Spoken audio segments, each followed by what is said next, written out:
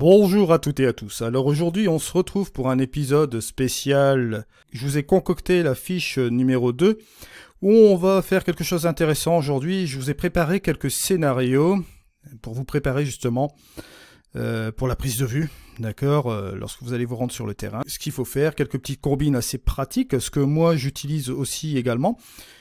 Et quelques petits conseils d'expérience que j'ai un peu accumulés pendant toutes ces années, bien sûr, et qui pourra sans doute vous servir.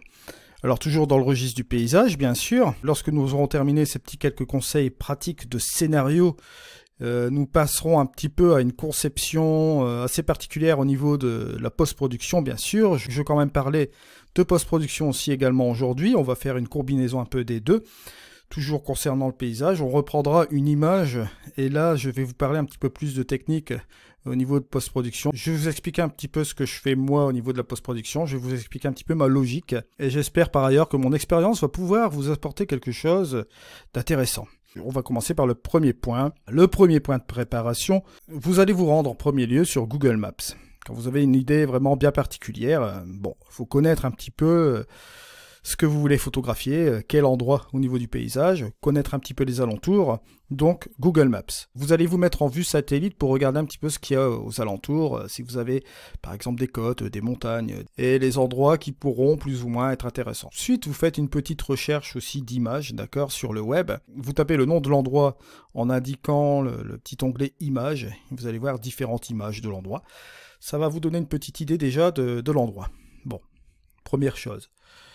Alors, la deuxième chose qu'on va faire, c'est prendre son sandwich et sa boisson. Ça, c'est la première chose aussi qu'il faut penser. C'est préparer un petit casse-croûte. Parce que quand vous allez prendre le scénario que je vais vous faire après, vous allez voir que ça dure quand même une journée. Et à la fin, vous allez avoir les jambes cassées. Donc, préparez-vous à prendre un petit sandwich, une boisson. Même, il faut prévoir un petit casse-croûte, quoi. Hein. Voyez la place que vous avez dans le sac. Mais ça, c'est primordial, puisque vous allez faire des pauses. Et vous comprendrez pourquoi après. Alors, vérifiez tout son matériel, bien sûr, ça on ne le rappellera jamais assez. La première chose qu'il faut regarder, c'est les batteries. Batteries chargées. Toutes les batteries chargées. Assurez-vous au moins d'avoir 4-5 batteries, tout simplement. Ensuite, la chose la plus importante, mais pas des moindres non plus, c'est les chargeurs de batterie pour GSM. D'accord? Vous les chargez aussi également. Il faut que ces chargeurs-là soient chargés. Et vous en prévoyez deux. Maintenant, au prix de ces chargeurs de batterie-là, c'est pas excessivement cher. S'il y en a un qui tombera pas, vous en avez un second. Si vous avez un dysfonctionnement avec l'un, vous en avez toujours un second sous la main. Il faut toujours prévoir, si jamais vous tombez dans une embuscade, que vous tombez en pleine nuit en retour, ça m'est déjà arrivé plus d'une fois.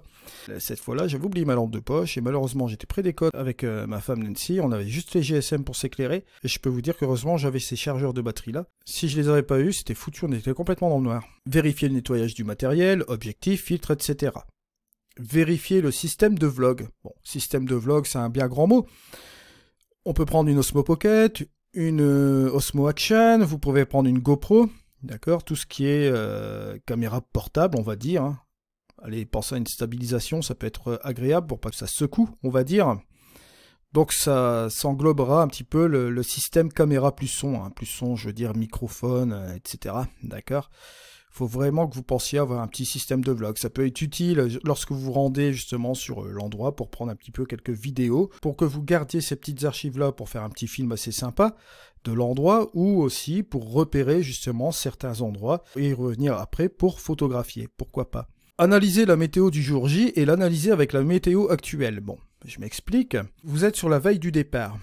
Il suffit de regarder votre temps. Bon, dans l'après-midi, je parle, hein, vous regardez le temps de l'après-midi vers la soirée, et vous regardez ce qui se passe. Vous regardez si vous avez des nuages, vous regardez si vous avez du soleil. On en parle un petit peu plus tard, tout cela, l'idéal, c'est de voir un petit peu de nuages blancs avec du soleil. Ça peut faire des filtrations pendant la journée qui vont être intéressantes. Et vous analysez par rapport à la météo du jour J, du lendemain, parce que bon, il ne faut pas avoir la mauvaise surprise aussi que le lendemain, vous ayez de la pluie, bien que ça peut donner des environnements assez intéressants. Mais là, on va partir sur un scénario de coucher de soleil. Ok ? Vous vérifiez bien sûr le carburant de la voiture, les cartes.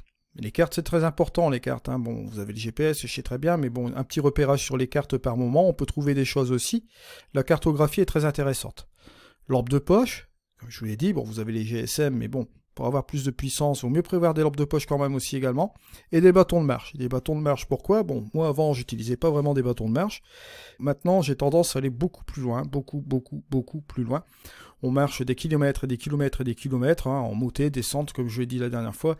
C'est pas du terrain plat que je fais, donc je peux vous dire que des bâtons de marche, ça aide. Surtout à l'époque où j'avais un sac de 12 kg, ça m'avait beaucoup aidé ces bâtons de marche, c'est pas trop mal. Alors maintenant, on va passer à la case numéro 2 et on va partir dans notre scénario, dans le plein pot du scénario, à la partie 1. Bon. Alors, je vous ai dit que c'était un scénario qui était assez costaud. Je vous en ai mis un court juste après, mais là, on va partir sur le scénario costaud où vous allez rester toute la journée. Vous partez dans la nuit, hein, d'accord, et vous repartez aussi après l'heure bleue. Bon, c'est le gros scénario. Bon, première partie de ce scénario numéro 1, vous allez partir au crépuscule astronomique. C'est la fin de la nuit, ou avant, selon la distance. Tout dépend de l'endroit où vous voulez aller. Donc, prévoyez justement, selon la distance, le crépuscule astronomique pour arriver un peu avant l'heure bleue. Comme ça, quand vous arrivez un peu avant l'heure bleue, vous pouvez en profiter de cette heure bleue. Et vous pouvez déjà commencer à travailler, à faire des photographies en heure bleue. D'accord? Puisque préalablement, la veille, vous aurez vu les endroits, vous allez savoir un petit peu où vous orienter pour faire plus ou moins une photographie avec quelques compositions intéressantes, puisque vous avez fait préalablement une prise de vue, sans avoir vu l'endroit bien sûr, mais en l'ayant vu sur Google Maps, en ayant analysé quelques photos avec Image, toutes ces choses-là, ça vous donne déjà un premier aperçu. Donc, la première chose que vous allez faire ici, c'est faire vos premiers clichés d'heure bleue. Vous allez profiter de l'heure dorée ainsi que le lever de soleil. Vous voyez l'opportunité. L'heure bleue, l'heure dorée, le lever de soleil, bien sûr. Vous allez faire vos premières photos.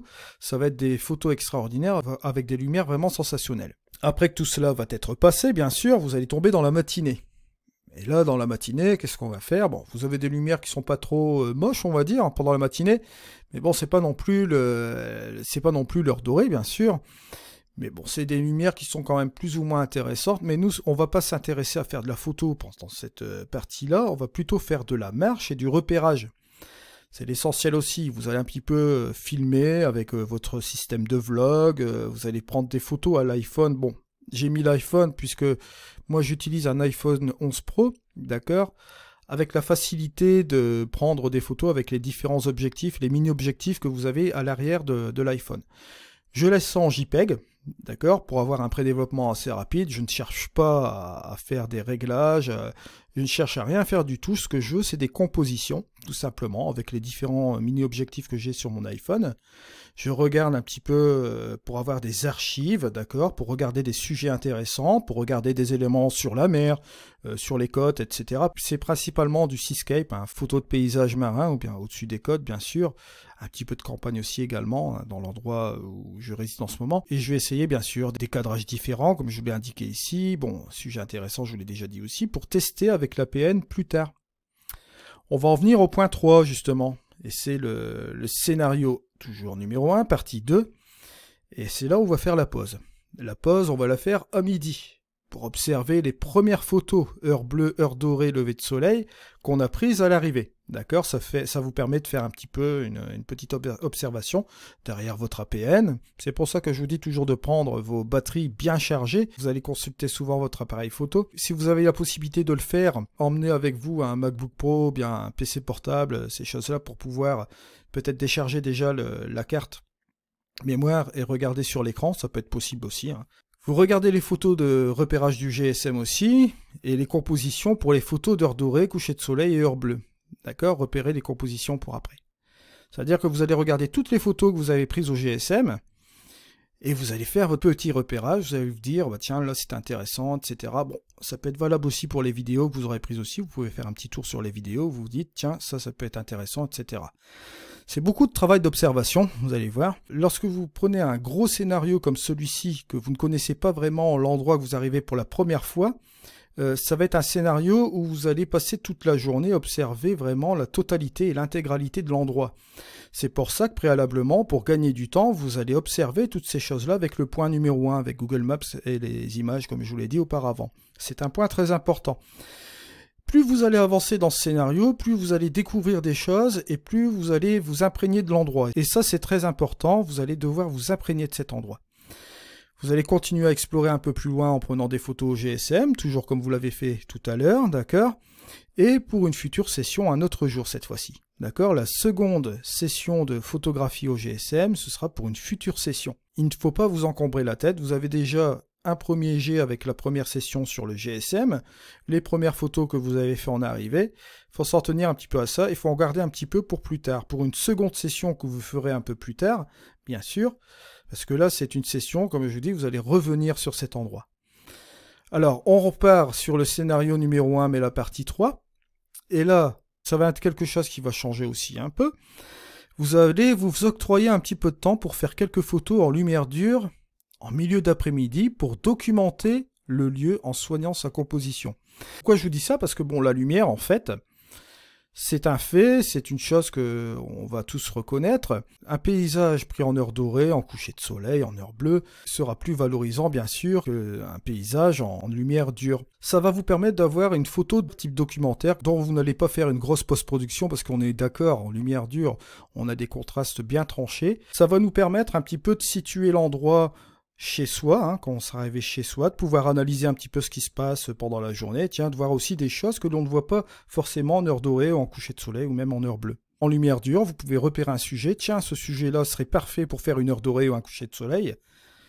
C'est envisageable. Et en plus, comme je vous dis, ça vous sert à documenter. Par expérience, vous allez faire beaucoup de marches, beaucoup de kilomètres, et la chose la plus importante, le number one, c'est de prendre le maximum d'informations déjà. J'ai dit faire une pause, 1 à 2 heures avant l'heure dorée, pour vérifier l'ensemble des photos, GSM plus APN, et prendre une décision sur le secteur à photographier pendant l'heure dorée, et se poser en finalité pour son spot pour le coucher de soleil et les photos d'heure bleue. Pendant l'heure dorée, vous pouvez encore bouger, chercher des compositions, etc. Pour le coucher de soleil, il faut quand même bien se positionner, être vraiment sur le spot pour pas louper sa photo, hein, pour pas louper sa composition, etc. Ça, c'est le truc à garder quand même à l'esprit aussi. Au niveau de l'heure bleue, c'est la même chose. Entre le coucher de soleil et l'heure bleue, lorsque vous avez le soleil qui s'en va complètement derrière l'horizon, vous allez avoir des couleurs assez exceptionnelles. Préparez-vous à avoir vos photos, parce que là, ça risque de cracher aussi. Pendant que vous faites votre spot, regardez aussi ce qui se passe à l'extérieur. Alors, le scénario numéro 2, je vous ai mis un scénario court. Je vous ai mis ce scénario qui est quand même assez long, hein. Ça va vous faire arriver tard, bien sûr, chez vous. Et si vous avez de la route, forcément, vous allez avoir les jambes cassées. Ça va être une journée qui va être assez mémorable. Bon, maintenant, si vous avez la possibilité d'aller à un endroit pendant à peu près 3-4 jours, vous faites ce premier scénario la première journée, d'accord? Et ensuite, le lendemain, vous pouvez faire le scénario court que je vais vous proposer juste maintenant. Alors le scénario court, point 5, lorsque l'on connaît l'endroit, s'y rendre 1 heure avant, d'accord? Bon là bien sûr si vous logez à l'endroit, ça va être vraiment plus facile pour gérer tout cela. Maintenant ça va jouer beaucoup avec la météo. Bon bien sûr on ne fait pas la météo soi-même, mais l'idéal pour moi, j'ai repéré toujours 2 choses que je peux vous rapporter ici, toujours dans l'objectif d'un coucher de soleil. Je parlais d'autres conditions climatiques un peu plus tard, pas aujourd'hui, mais là on part justement sur le fameux coucher de soleil et l'heure dorée, hein, à partir du moment qu'on a quelque chose d'intéressant là-dessus. Mais là, la chose la plus intéressante, c'est observer un temps nuageux plus soleil. Nuageux plus soleil, nuageux, attention, je parle de nuageux, mais type nuage blanc, d'accord? Pas des nuages assez menaçants, annonçant une tempête, c'est pas ça que je cherche. Ciel bleu, avec un petit peu de nuages, comme ça, qui permettra de filtrer un petit peu le soleil pendant la journée aussi également. Ça peut donner des effets intéressants, mais pour le coucher de soleil et l'heure dorée, c'est vraiment une alchimie parfaite pour un meilleur coucher de soleil. J'ai mis une alchimie parfaite, pourquoi? Parce que vous avez justement la possibilité de jouer avec vos nuages pour la composition et avec le soleil aussi également. Bon. Ensuite, on va parler d'un autre scénario qui là est assez particulier, qui joue sur 2 jours. Et là, il faut avoir l'opportunité aussi de tomber sur ce type de scénario. Alors là, toujours le scénario soleil-nuage, les nuages un petit peu plus ou moins blancs, pas les gris tempêtes, d'accord? Un scénario soleil-nuage comme le précédent, avec normalement une tempête dans le lendemain matin, un temps assez nuageux, pluie, type pluie, d'accord? Ce qui va entraîner une réaction assez sympa et un changement assez sympa, parce que vous allez tomber sur un soleil-nuage avec la tempête le lendemain. Donc si vous venez sur le coucher de soleil, il se peut que vous allez tomber sur un entre-deux au niveau du temps. Ce qui fait que vous allez commencer à avoir des nuages vraiment menaçants qui vont arriver juste après le coucher de soleil et juste avant l'heure bleue.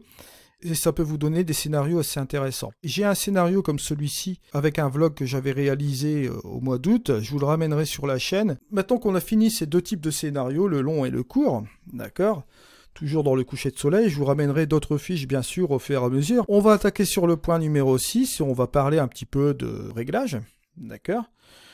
Je vais toujours vous parler du mode manuel. Allez voir la fiche numéro 1 si vous n'avez pas consulté, ainsi que la vidéo, je vous mets la petite étiquette en haut. Et comme je le dis toujours, il vous demandera 3 paramètres à gérer. On fait croire que c'est un mode compliqué alors que c'est complètement faux. Bon, je le rappelle, encore une fois, quand vous avez vos ISO réglés, on va dire les ISO natifs, plus ou moins, ou bien ISO étendus, si vous voulez faire quelques expériences avec les ISO étendus, pourquoi pas.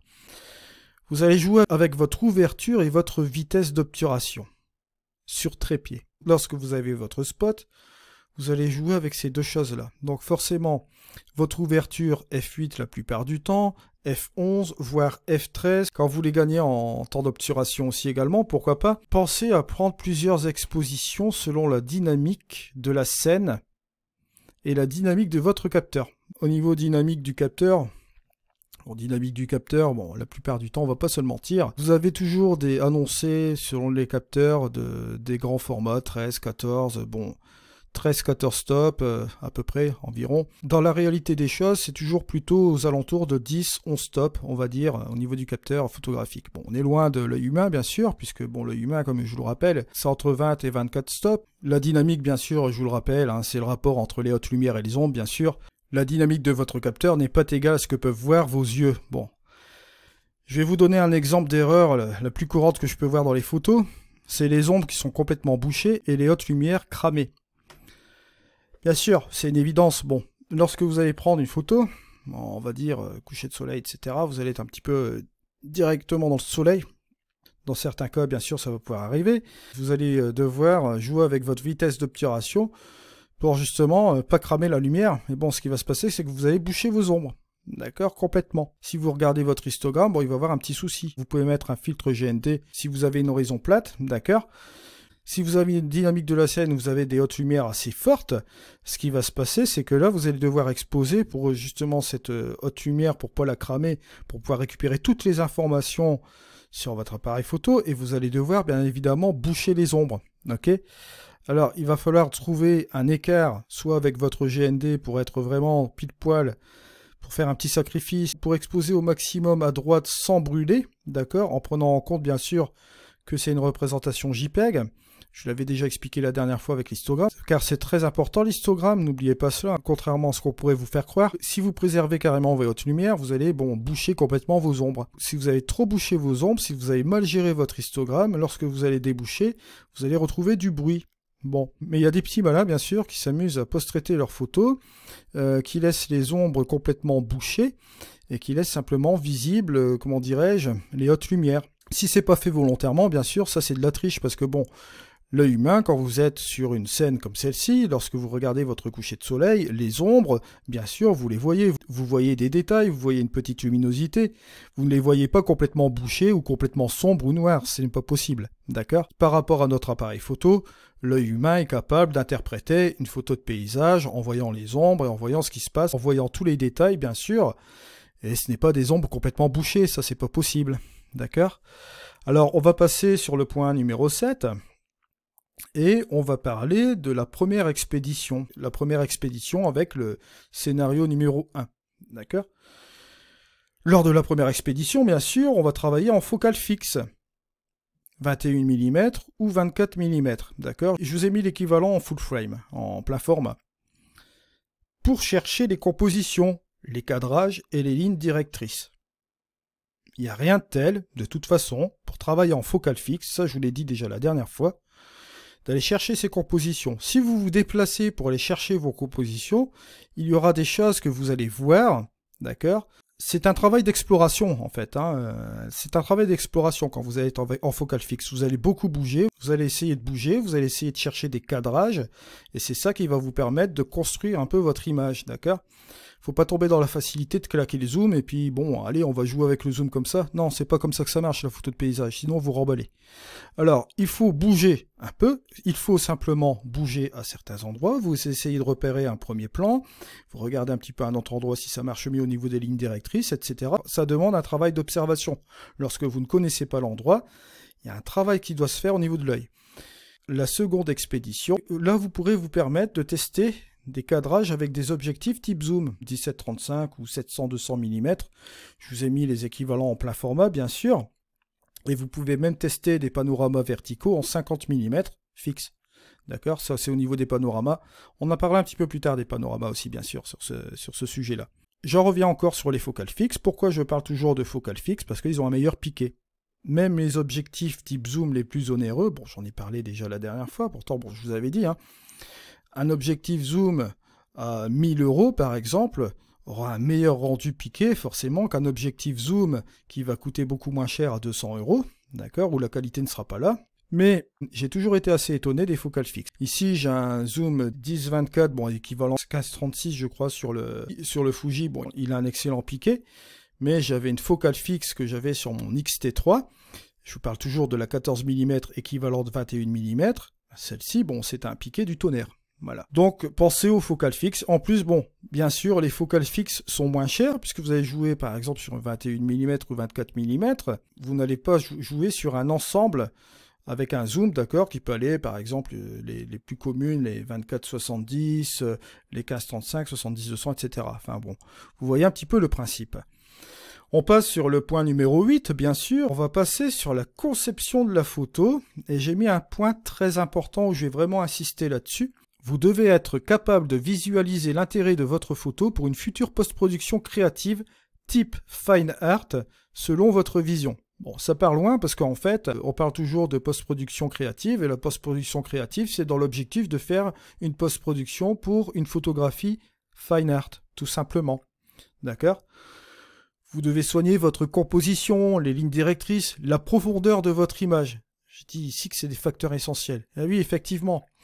La photographie, c'est un rendu 2 dimensions, d'accord? Il n'y a pas de profondeur. Hein. On doit donner l'illusion d'une profondeur avec les lignes directrices. On doit donner l'illusion d'un éclatement grâce au grand angle, d'accord? On doit trouver des compositions vraiment intéressantes pour rentrer dans la photo, pour aller en immersion dans cette photo. Le premier principe de créativité est déjà là-dedans. Donc, quand on entend généralement que la photo est transformée, bon, bah déjà, la prise de vue, elle est déjà transformée. Hein. Faut pas se voiler la face. Si vous allez mettre même un filtre ND1000 devant votre caillou, vous allez faire une longue exposition. Jusqu'à preuve du contraire, votre mer, elle n'est pas complètement plate. Hein. Ça, c'est un effet artistique, tout simplement. L'effet grand angle, comme je vous l'ai dit, c'est un effet artistique aussi également. La chose qui peut être un petit peu moins déroutante, c'est de prendre un 50 mm, ce qui se rapproche un petit peu de notre vision, on va dire, au niveau de la relativité un peu réelle de l'endroit, on va dire un petit 50 mm, quoi. Mais vous voyez déjà que les outils qu'on utilise à la prise de vue sont amenés à faire un effet créatif et à modifier l'aspect du paysage. Donc, on est déjà sur un point d'irréalité. Voilà. La post-production ne fait pas tout. Ça, je tiens à l'apporter aussi également. Si votre photo de départ est ratée, la suite sera ratée également. C'est une évidence. Bon, si vous commencez à faire une entrée à manger, par exemple, hein, on va faire une petite entrée. Si vous faites un truc sans saveur, si vous ajoutez plein de sauce dessus, c'est pas ça qui va cacher la mauvaise saveur. Ça sera toujours quelque chose de mauvais, d'accord? Un truc mauvais restera un truc mauvais. Donc, il n'y a pas de miracle, comme j'ai indiqué ici. Ça commence par un travail propre techniquement à la prise de vue. Je tenais à vous dire ça aussi, bien évidemment, pour que vous compreniez bien l'ensemble aussi. C'est que, en fait, vous devez vous assurer d'avoir une photo nette, d'accord? Et vous devez vous assurer de récupérer toutes les données. Quand vous avez des scènes avec des dynamiques assez chaotiques, vous allez devoir récupérer plus d'informations, c'est-à-dire des informations dans les hautes lumières. Vous assurer d'avoir l'exposition qui va vous permettre de récupérer toutes les informations dans les ombres et dans les hautes lumières, sans boucher les ombres et avoir du bruit, sans cramer les hautes lumières, donc en étant vraiment borderline, hein, juste au bout, pour pouvoir récupérer tout l'ensemble en fait. C'est de pouvoir de ramener cela et de développer, surtout si vous faites cela en RAW. Voilà ce que j'appelle un travail propre techniquement. La retouche, elle va vous servir à améliorer votre photo et l'embellir, bien sûr, et ça va pas vous servir à cacher les défauts. Il ne faut pas confondre la retouche et le photomontage. Ça, c'est deux choses différentes. Ça me fait vraiment grincer des dents quand j'entends des gens qui me disent « Ah, la photo est transformée ». Non, non. La photo n'est pas transformée, la photo, elle est telle qu'elle. Il faut savoir faire la différence entre une modification de couleur et un photomontage. C'est deux choses différentes, d'accord? Le color grading fait partie d'un processus de post-production. Maintenant, je veux bien concevoir que s'il y a des gens qui se sentent mal à l'aise au niveau de la post-production et qui n'ont pas la capacité d'ajouter une petite dose créative ou artistique, très bien, c'est leur souci, qui vont sur le degré du dessous. Mais je trouve que c'est quand même dommage de ne pas aller un peu plus loin, de passer sur le degré supérieur pour faire quelque chose d'un peu mieux. Alors, ensuite, je passerai toujours sur le point numéro 9. Le point numéro 9 qui est choisir un profil DCP plat, neutre, à l'arrière de votre caméra. Bon, bien sûr, je reviens toujours sur ce point-là aussi. J'en avais parlé préalablement dans la fiche numéro 1. On revoit un petit peu ces choses-là, mais on approfondit un petit peu plus les choses. Ça va vous aider à visualiser une image neutre. Bon, je vous l'ai déjà dit la dernière fois. Le profil à l'arrière de votre caméra est une représentation JPEG stockée dans votre RAW. C'est une interprétation, première interprétation. Donc forcément, lorsque vous allez afficher l'histogramme, et c'est là qu'il y a une grosse importance, c'est la même chose. L'histogramme, c'est l'histogramme du mini JPEG aussi également, donc vous aurez moins de marge, et forcément au niveau de l'écrêtage, mais ça vous sert de repérage, et s'il clippe un peu vers la haute lumière, vous retrouvez de l'info sur le RAW, ça je vous l'indique aussi également, puisque vous allez avoir plus de marge sur votre fichier RAW lorsque vous allez l'interpréter sur votre logiciel de post-production, bien sûr. Mais pour plus de sécurité, faites plusieurs expositions. Faites 2-3 expositions, ça ne vous coûtera rien et au moins vous êtes sûr d'avoir toutes vos informations là. Il est important d'avoir toutes les informations d'exposition et pouvoir un peu, non pas corriger, mais développer tout cela. C'est pas une correction qu'on va faire après, mais c'est un développement. C'est deux choses différentes. Là, je vous dis aussi également, renseignez-vous sur la dynamique de votre capteur de votre APN, en stop bien sûr. Et je rappelle toujours aussi ici, il faut capturer le maximum de données. Tout cela parce que, comme je vous dis, l'appareil photo ne remplacera jamais l'œil humain, bien sûr. Il ne voit pas la même chose, il n'y a pas la même dynamique, il ne verra pas bien sûr ce que vous voyez. Bon, vous aurez à peu près 10 sons stop, physiquement sur le capteur, bien sûr. Sur certains capteurs, vous aurez peut-être la capacité de rendre 13-14 stops, bien sûr. Et là, en post-production, vous aurez un petit peu plus de marge pour le développement. Voilà, ça c'est la première partie. On va passer à la seconde partie. On va reprendre cette photo que j'avais prise déjà la dernière fois, mais on va le prendre dans un côté un petit peu plus pratique. Je vais vous expliquer, bon, au niveau de la balance des blancs, ce qu'on va pouvoir faire. Je voudrais vous ramener un petit peu quelques petits exercices avec cela. Alors bon, bien sûr, ici, ça a été une photo qui a été prise avec les ISO natifs du D810 qui sont en ISO 64. 24 mm, c'était une focale de 24-70. Bon, c'est déjà un bon caillou, c'était le Tamron, un G2. Et j'ai fait une fermeture à f13 pour avoir 3 secondes au niveau du temps d'obturation. f13 par rapport à l'objectif que j'avais utilisé, c'était une valeur qui marchait plus ou moins bien. J'aurais pu descendre à f11, pourquoi pas. Alors là, la première chose que je vais faire, bon, j'ai mis l'histogramme volontairement parce que l'histogramme est fait pour quelque chose. C'est pas fait dans le vide, cette chose-là. La première chose qu'on va faire, c'est retrouver notre histogramme ici en allant chercher le profil plat que j'avais mis sur le D810. Et là, regardez bien l'aspect de l'histogramme. Hop, voilà. On retrouve cet histogramme-là. Vous voyez que mon histogramme part au niveau des ombres jusqu'à haute lumière. J'ai même un petit peu de marge juste ici. Et vous voyez que même au niveau des clips, si j'appuie sur la touche J, l'exposition marche très bien. D'accord, on a toutes les informations. On voit ici plus d'ombre, etc. Bon, voilà. La chose qu'on va un peu s'amuser à faire ici, c'est neutraliser la balance des blancs. Bon, la balance des blancs, on pourrait très bien garder celle du boîtier, puisque j'avais fait un petit réglage au niveau du boîtier, je pourrais garder celle-ci. Mais après, je pourrais neutraliser cette petite colorimétrie bleue ici, que je vois au niveau des hautes lumières, puis que je vois un peu dépasser. Bon, vous voyez, on peut interpréter l'histogramme juste comme ceci. On pourrait simplement chasser cette chose-là, rien qu'en balançant le curseur vers la droite. Regardez, hop, juste comme ceci. Et là, on va neutraliser cette couleur. Et vous voyez, on va retrouver un histogramme qui va être un peu plus ou moins neutralisé au niveau de sa couleur, qui va être plus ou moins bien. Bon, le jaune un plus ou moins dépassé ici, on va revenir un peu en arrière, regardez, hop, juste comme ceci, on va essayer de trouver un équilibre. Voilà, juste comme ça. Et vous voyez que déjà, au niveau de la balance des blancs, on a quelque chose d'intéressant. Ça, c'est la première chose. Bon. Ici, je vais réinitialiser. On va revenir sur l'autre chose. Je vais reprendre mon plat, bien sûr. Je vais aller faire autre chose qui peut être intéressant aussi. C'est d'aller chercher ma courbe de tonalité. Voilà. Là, par contre, je vais enlever l'écrêtage. Voilà, on a une couleur blanche. Je vais prendre ma pipette. Vous voulez un point neutre?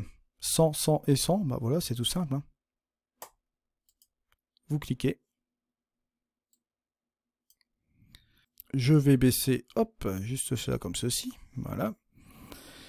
Et vous voyez, vous retrouvez une balance des blancs, juste un peu comme ceci. On a un peu neutralisé cette affaire-là.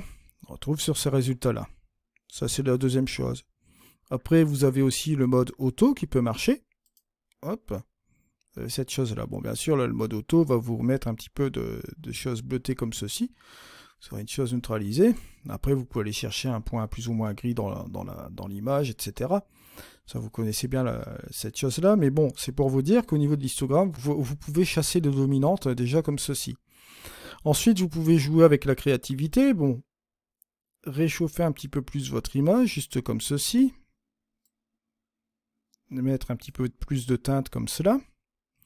Ou faire l'inverse, refroidir un peu votre image. Et ajouter un peu de magenta, pas trop, parce que bon, vous voyez, là, si vous dégagez un peu le magenta comme ça, vous voyez qu'il y a une dominante ici, regardez, au niveau de la lumière, ça fait marre, ça fait pas tellement beau, hein. Alors, on va revenir un petit peu en arrière, regardez, hop, on peut se permettre peut-être de faire une petite teinte comme ça, pourquoi pas, ça peut être sympa. Bon, voilà, on obtient ce résultat-là. Moi, je vais revenir un peu en arrière, je vais reprendre un petit peu de jaune comme ceci, voilà. Et on a notre image qui est comme ça. Bon, pour revenir sur la balance des blancs, on travaille toujours en synthèse RVB, ici. La couleur complémentaire du bleu ou opposé, c'est le jaune. Inverse aussi, hein. Jaune, c'est la couleur complémentaire ou opposée, c'est le bleu. Et la même chose pour le vert et le magenta. Magenta et vert, c'est la même chose, d'accord? Ça, c'est un petit rappel. Vous l'avez ici sur la balance des blancs, en Kelvin et au niveau de la teinte en dessous. Et bien sûr, vous pouvez aller également sur les différents canaux qui sont là. Pour un petit rappel, couleur complémentaire du rouge, c'est le cyan, le vert, c'est le magenta, le bleu, c'est le jaune. Okay. C'est une très grosse importance parce que ça va nous permettre de jouer un petit peu avec la couleur aussi après dans ce développement-là. Ici, quand vous voyez cette première chose-là, la photo-là, la première chose que vous avez envie de faire, c'est de dégager un petit peu les ombres. Parce que forcément, lorsque vous dégagez les ombres comme ceci, que se passe-t-il? Vous allez retrouver un petit peu de luminosité ici, au niveau de vos ombres, forcément, un petit peu par là, d'accord? On peut revenir même un petit peu plus comme ceci, vous voyez, pas trop. Mais il est nécessaire quand même de les dégager, ces ombres. Si on commence à laisser cela comme ça, lorsque j'étais sur ce coucher de soleil-là, j'ai pas vu ça, moi. Hein. On voyait bien que les ombres étaient dégagées, un petit peu juste comme ceci. Et les hautes lumières, bien sûr, était juste un peu baissé comme ceci peut-être. Et la scène n'était pas plate comme ceci, j'avais du contraste, donc j'ajoute un petit peu de contraste, juste comme ceci. Et vous voyez que là, en ayant touché deux curseurs, celui des hautes lumières, des ombres et des contrastes, puis en jouant un petit peu avec ma balance des blancs, j'obtiens cela. Ce que je peux faire aussi, c'est jouer un peu même sur mon exposition, vous allez voir, juste un peu comme ça. Voilà. Et j'obtiens ce résultat-là. Je vais même jouer avec un petit peu de correction de voile, qui va me chasser juste un petit peu le voile atmosphérique, juste comme ceci. Ajouter un petit peu de clarté, hein, du contraste dans les tons moyens, comme ceci. Regardez, l'image retrouve un petit peu de la dimension du punch, bien sûr. Et allez, on pourrait même rajouter un petit peu de texture, juste comme ça. Cette texture, je pourrais même l'ajouter localement sur ces endroits-là. Bon, vous voyez, on en arrive un petit peu là maintenant, hein. On retrouve pas mal de tonalités. Si vous regardez un petit peu au niveau de votre histogramme, on retrouve vraiment beaucoup d'informations. Je pars vraiment sur du principe vraiment très simple. Je vais rajouter même un petit peu de vibrance, hein, si je veux rajouter un peu de couleur, voilà, j'aime bien faire cela. Et je vais même un petit peu désaturer, regardez au niveau des couleurs, pour essayer de ramener quelque chose d'assez uniforme, juste comme ceci. Une fois que j'ai fait cela, je pourrais même m'amuser à aller dans le color grading, hein, c'est le nouvel instrument de Lightroom, bien sûr. Allez, injecter un petit peu de bleu au niveau des ombres. Au niveau des hautes lumières, on va faire la couleur opposée, on va mettre un petit peu de jaune, juste comme ceci. Et au niveau des tons moyens, je vais trouver quelque chose qui va me permettre de faire la liaison. Voilà.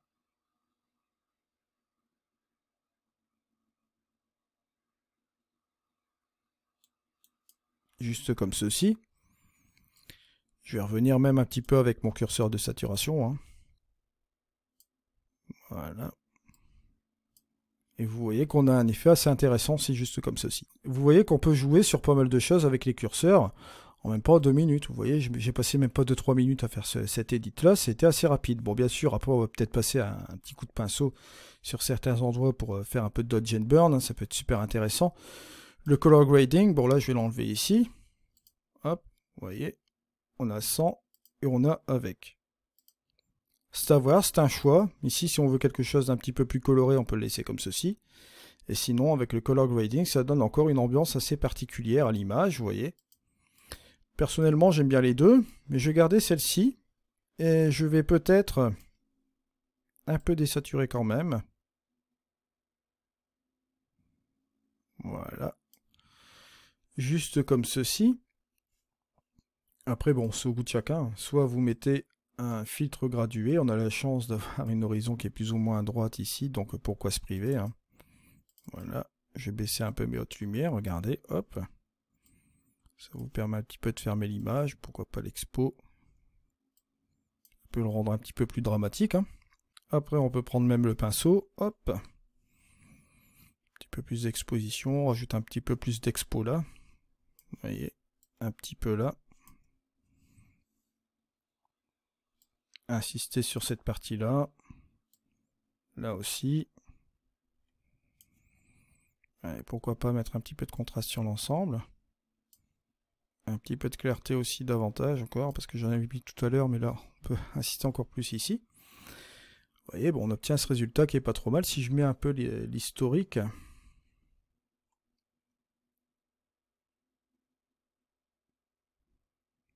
que je repars sur le plat, on était là-dessus. Et regardez, hop, image finale ici. C'est quand même beaucoup mieux. Après, on peut s'amuser à faire une vignette, etc. Petit truc aussi, vous pouvez jouer avec le curseur de gain aussi là pour gérer la gestion de tous vos curseurs en une seule fois aussi. C'est intéressant aussi. Bon, on va fermer cela. Voilà qui est intéressant. Et après, bon, bien sûr, si vous voulez vous amuser encore avec le HSL, par exemple, ici, voilà, ici, je vais mettre le TSL comme ceci. Après, au niveau de la teinte, au niveau des verts, je peux un peu changer la couleur ici, un peu, juste comme ceci. Là, au niveau des bleus, on peut un peu saturer, baisser la luminance, hein. Beaucoup de choses intéressantes. La luminance des rouges. On peut la baisser. La saturer un peu ici. Voilà.